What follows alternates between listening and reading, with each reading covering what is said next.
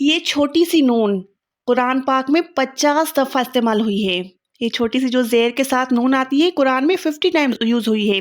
लेकिन आज तक हमें ये पता नहीं चला कि ये इस्तेमाल कब और कहाँ करनी है। कभी ये आयत के बीच में आ जाती है, कभी आयत के स्टार्ट में आ जाती है। लेकिन आज तक हम में से किसी को पता ही नहीं चला कि ये नून आखिर कहाँ से आई है। आज की वीडियो इसी बारे में है। आज इंशाल्लाह आप जो है नून कुतनी को बिल्कुल अच्छे से सीख के जाएंगे। चलिए वीडियो की तरफ चलते हैं। अच्छा, तो नून कुतनी सबसे पहले जो है हम इसकी डेफिनेशन सीखेंगे, उसके बाद जो है एग्जाम्पल्स पे आएंगे। मुझे पता है कि आपको जो एक डेफिनेशन से 1% भी समझ नहीं आएगा, लेकिन घबराना नहीं है, भाग नहीं जाना, क्योंकि जब मैं एग्जाम्पल सिखाऊंगी तो आपको 100% समझ आएगा। क्योंकि मेरी स्टूडेंट्स ये कहती है कि आप माशाल्लाह से एग्जाम्पल बहुत अच्छे से समझाते हो और हमारे दिमाग में बैठ जाता है। अच्छा, ये मैं अपनी तारीफ नहीं कर रही, बस मैं आपको बता रही हूँ कि डेफिनेशन सुन के आपने भागना नहीं है। ओके जी, तो सबसे पहले आप डेफिनेशन लिख लें। तनवीन के बाद अगर हमज़तुल वस्ल हो। अच्छा, तनवीन और हमज़तुल वस्ल मैंने पहले ही क्लासेस में करवा लिए हैं। अगर तनवीन आपको नहीं पता कि तनवीन क्या होती है, तनवीन तो वैसे इजी है, दो ज़बर दो ज़ेर और दो पेश को ही कहते हैं। और अगर हमज़तुल वस्ल को आपने डिटेल में नहीं जाना है तो पहले आप वो देख के आए, आया बटन पे शो हो रहा होगा, उसके बाद आप नून कुतनी को समझें। अच्छा, तो डेफिनेशन क्या कहती है? तनवीन के बाद अगर हमज़तुल वस्ल हो और उसके बाद आने वाला हुरुफ साकिन हो तो तनवीन के नून को ज़ेर देते हैं, क्योंकि हमज़तुल वसल दरमियान से गिर जाता है। ओके, एक कख भी समझ नहीं आया ना? जी, मुझे पता था। चलिए, तो एग्जाम्पल देखते हैं, उसके बाद मैं आपको समझाती हूँ। फॉर एग्जाम्पल, ये कोई हरूफ है, कोई नहीं, ये कुरान पाक में ही है। नूहुन इब्नहु।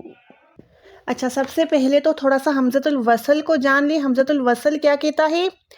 हमज़तुल वसल की डेफिनेशन होती है कि थर्ड लेटर पे हम देखते हैं, ठीक है। हमज़तुल वसल ये कैसे है? क्योंकि ये तो अलिफ है, आपको पता नहीं होगा कि ये हमज़तुल वसल है, हमज़तुल कतई है या क्या है।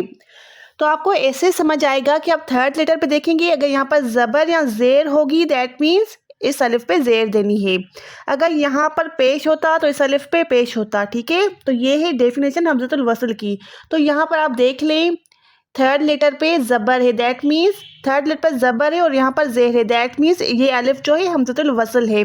तो कुरान पाक में ज़रूरी नहीं है कि ये ज़ेर दी हुई हो, आपको ऐसे भी मिल सकता है, लेकिन ऐसे भी नहीं मिलेगा क्योंकि वो तो नून के साथ होगा ना। अच्छा, ये कुरान पाक में आता है नूहुन इब्नहु। अगर हम अलग अलग पढ़ते हैं तो ऐसे है।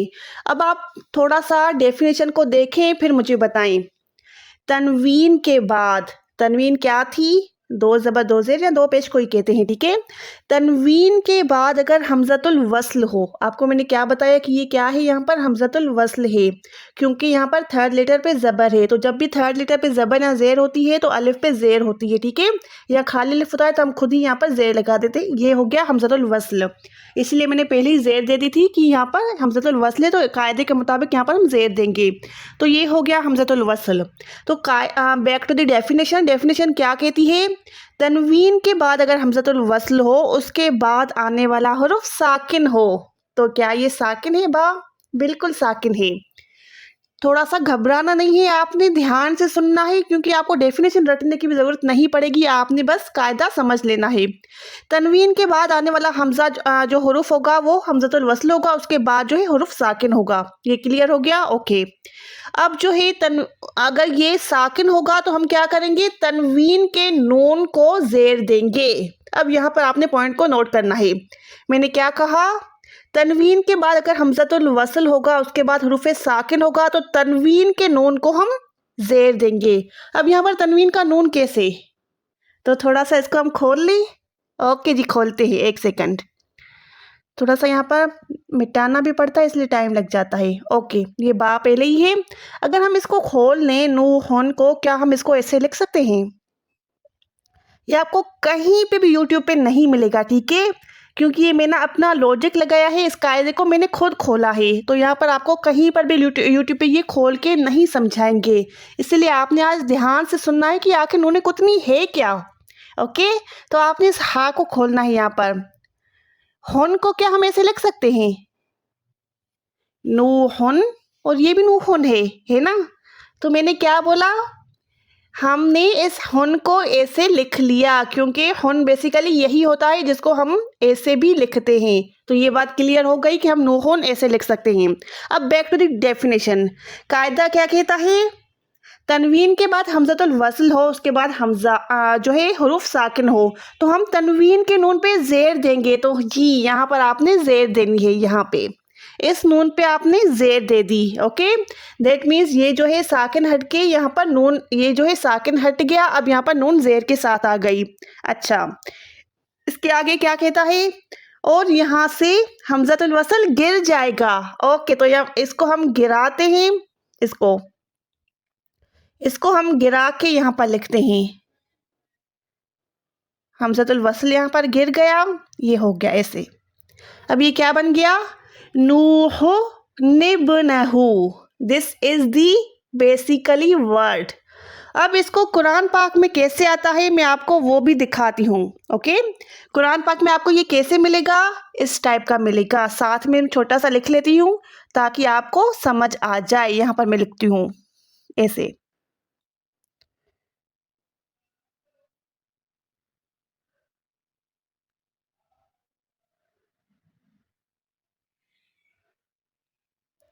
समझ आ गया? नूहुन निब्नहु। तो जब भी आपको ये छोटी सी ये वाली नून मिलेगी, बेसिकली उसका पर्पस क्या है? अच्छा, नूहुन भी नहीं पढ़ेंगे इसको। एक और मिस्टेक होती है यहाँ पर। मैंने आपको क्या बताया कि यहाँ पर जो है नूहुन नहीं पढ़ना, नूहु पढ़ना है। तो कुरान पाक में आपको नूहु पढ़ना है, ऐसे सिर्फ पेश देना है, क्योंकि इसका जो है तनवीन का एक जो नून हो गया ना, वो छोटी सी नून में आ गया, तो ये नूहु बन के निब्नहु हो गया। तो कुरान पाक में पढ़ते हुए ये भी बहुत बड़ी मिस्टेक होती है। आपको मैं आगे एग्जाम्पल्स में और अच्छे से समझाऊंगी। आज की क्लास थोड़ी लंबी कर लेते हैं क्योंकि आपको बिल्कुल एग्जाम्पल में अच्छे से समझाऊंगी। तो ये कौन सी दो मिस्टेक्स होती हैं? एक तो ये वाली जो होती है कि कब अदा करना है, बीच में अदा करना है या स्टार्ट में अदा करना है। दूसरी बड़ी मिस्टेक ये होती है कि जो तनवीन का नून होता है उसको भी अदा करते हैं, तो ये अदा करना ही नहीं होता। कैसे? आपको मैं अभी समझाती हूँ। ये है कुरान में। अगर कुरान पाक में ऐसे आ जाए, ओके जी, दिस वन आपको कुरान पाक में ऐसे मिलेगा। दोनों पॉइंट्स आपको मैं यहाँ पर समझाती हूँ। पहली पॉइंट क्या होगी, दूसरी पॉइंट क्या होगी, दोनों पॉइंट्स आपने अच्छे से समझ के जाना है। पहली पॉइंट में आपको ये समझाती हूँ कि हमें नून कुतनी ये जो है कब अदा करनी है। तो अगर आपको कुरान में ऐसे मिलेगी ना, यहाँ पर क्या है? वक़ुफ़ है। तो जब भी कुरान पाक में आपको इस टाइप का मिलेगा तो वहाँ पर आपने नून कुतनी को अदा नहीं करना। दैट मीन्स ये आयत के स्टार्ट की बात हो रही है। ये पे देखें, यहाँ पर अगर हम आयत दूसरी स्टार्ट हो रही है, ये हमज़तुल वस्ल होता है। ठीक है, हमज़तुल वस्ल है यहाँ पर। तो हमज़तुल वस्ल जो है यहाँ पर हम अदा करते हैं आयत की स्टार्ट में। तो जब हमज़तुल वस्ल को अदा करेंगे तो यहाँ पर हम नून को गिरा देंगे, इस छोटी सी नून को हम नहीं पढ़ेंगे। ये बहुत बड़ी मिस्टेक होती है कि सब जो है ऐसे पढ़ते हैं, हुमज़ातिन निल्लज़ीन। ठीक है, तो वैसे अगर यहाँ पर हम स्टॉप करेंगे तो हुमज़ह पढ़ेंगे, फिर इसको निल्लज़ीन पढ़ सकते हैं। अच्छा, हुमज़ह पढ़ेंगे तो उसको निल्लज़ीन नहीं पढ़ सकते, उसको अल्लज़ीन पढ़ना है। अगर यहाँ पर हम मिला रहे हैं तब हमने इस नून को अदा करना है। तो बात वही हो गई कि स्टार्ट में हमें नून अदा नहीं करनी और बीच में आयत के आ जाएगी तो वहाँ पर हमें नून अदा करनी है। जैसे अगर यहाँ पर वक़ुफ़ नहीं है तो आपने लाज़िमन इस नून को अदा करना है। कैसे? लुमज़तिनिल्लज़ीन। तो आपको समझ आया कि दूसरी मिस्टेक क्या है?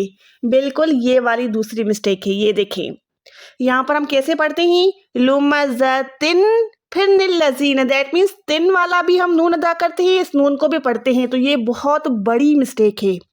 अगर हमने जो है, क्योंकि हमने तो आज कायदा सीख लिया ना कि नून कुतनी बेसिकली इस नून को खोल के बनती है। तो जब हम इसका जो है इसको खोल लेते हैं तिन को, तो बेसिकली ये वाली नून कुतनी है, ये तिन वाली नून। तो अगर ये तिन वाली नून ही नून कुतनी है तो हम तिन क्यों पढ़ते हैं? इसको तो हमें ते पढ़ना ही ना। तो ये बहुत से लोगों को पता ही नहीं है कि ये ते पढ़ना ही है, इसको तिन पढ़ना है। तो आज से आपने क्या 2 मिस्टेक्स नहीं करनी। एक तो जब भी ये आती ही नून जो है तनवीन के साथ है, तो आपने जो तनवीन वाला दूसरा नून है ना, जैसे तिन है या अन है या उन है, तो आपने दूसरा वाला नून अदा नहीं करना। आपने तिन है तो इसको ते पढ़ना है, तन है तो आपने उसको त पढ़ना है, तुन है तो आपने उसको तु पढ़ना है। फिर आपने साथ में निल लगा देनी है, निल्लज़ीन। और अगर ये आयत यहाँ पर आयत कंप्लीट हो रही है तो आपने अल्लज़ीना से स्टार्ट करना है, तो उस नून को आपने गायब कर देना है। तो आई होप कि आज जो है आपको अच्छे से नून को समझ आ गया होगा कि नून हमें कब पढ़नी है, कब नहीं पढ़नी, और नूनें कितनी होती क्या है। तो अगर कुछ भी समझ आया हो तो वीडियो को लाइक और शेयर ज़रूर कर दीजिएगा और चैनल को सब्सक्राइब करके ही जाइएगा। अपना बहुत सारा ख्याल रखिएगा। अल्लाह हाफिज़।